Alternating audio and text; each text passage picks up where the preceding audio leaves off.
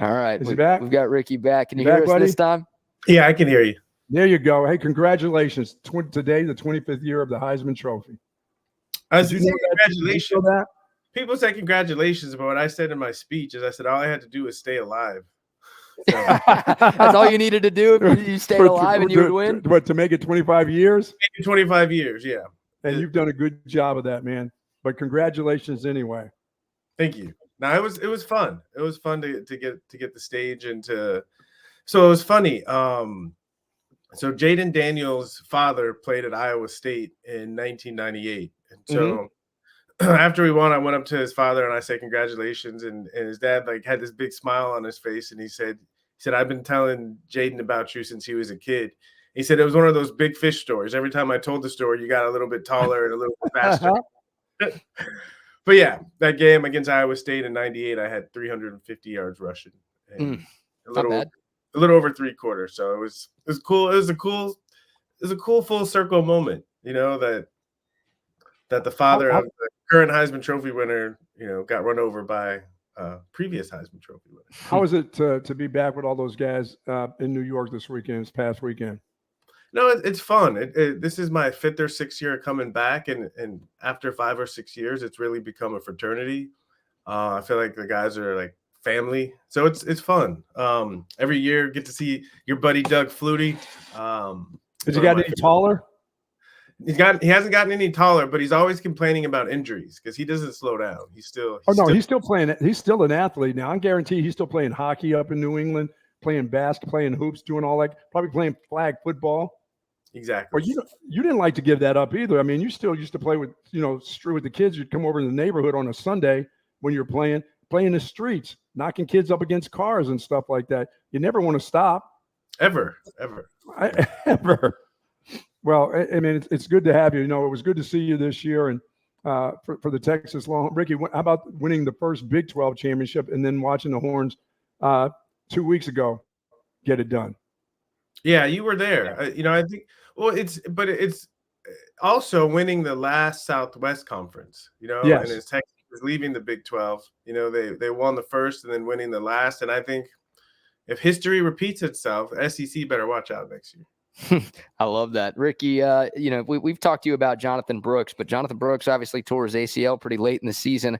What about these other running backs, C.J. Baxter, Jaden Blue? They've kind of picked up exactly where Jonathan Brooks left off. The run game has been really consistent for this group all season long.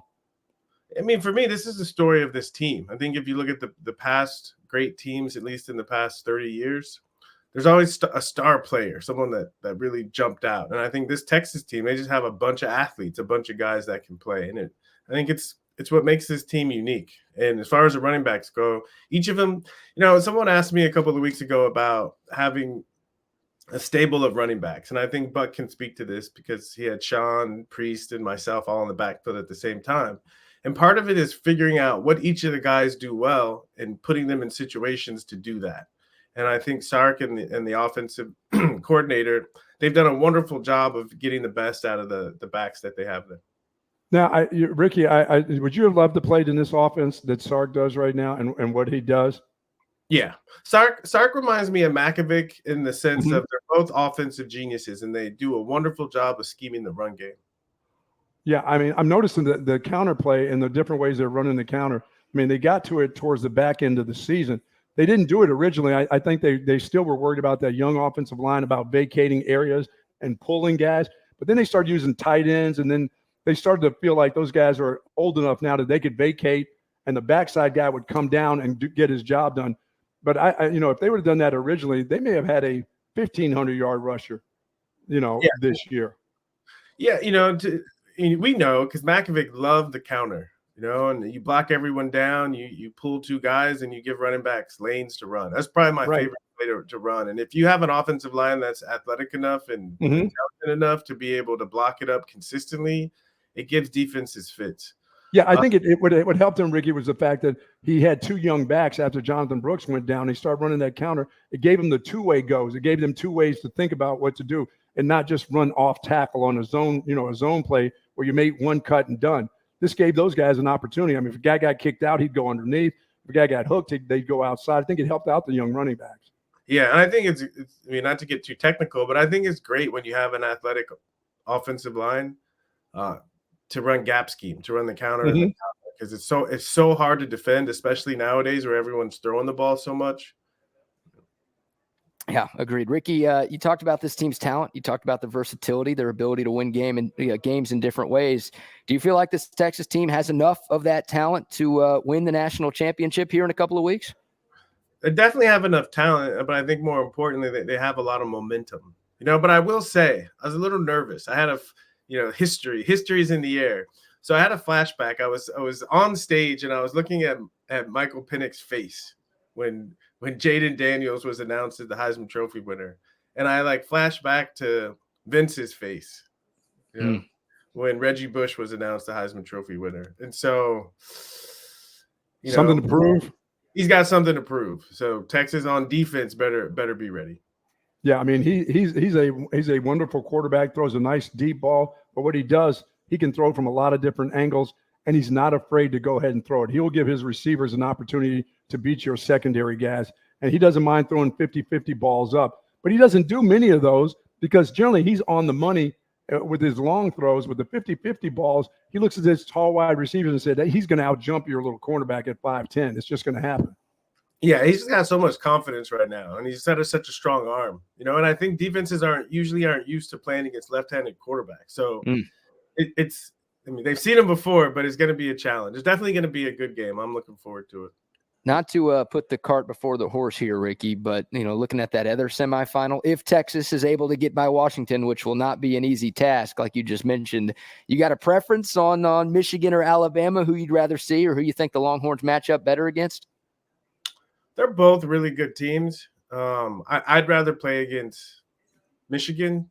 I think you give Saban the game film from the first matchup. It's gonna be a good game either way. But I like the Texas Michigan matchup. Okay. All right, listen, man. Thank you for your time. I know you're busy. It's good to see you. It was great to see you at the meet and greet. Did you have a good time when you were in town? I mean, it looked like you were so excited when you were back in Austin a couple months ago. Like you had a great time. Yeah, it's probably the best time I've had in Austin in years. So I'll be back. Yeah, no, that is great to hear, man. We enjoyed having you. We always enjoy having you on this show, and hopefully, now I know the holidays are coming up. Got all these dadgum kids and grandkids. I mean, so now we'd love to get you on before we get down to New Orleans, or when we're down in New Orleans sometime, and talk about New Orleans a little bit now. Yeah, please, I'd love to. All right, my friend. One last question for me, Ricky. Did you think about throwing an elbow at Billy Sims when he yelled "Boomer" on Saturday? Not this time, but the 2 years where it was Baker Mayfield and Kyler Murphy. Then definitely, I wanted to throw my coffee mug at him. But all right, I want to know this before I let you go. When are you going to be in the Heisman house? When are we going to have? We haven't had. Oh. Were you ever part of that Heisman house deal? I think I was part of the first one. But, okay. But what happened was when I launched my cannabis company. Oh. They stopped calling. But I'm telling you, when they bring me back, I can predict now because the commercials get edgier and edgier every year. Yes. It's going to be a smoky room. That's my That is great. You have got to do that. You have got to do that. Hey, bless you, my friend. Tell everybody I said hello and have a great, great and safe holiday. Yeah, thank you. You guys too.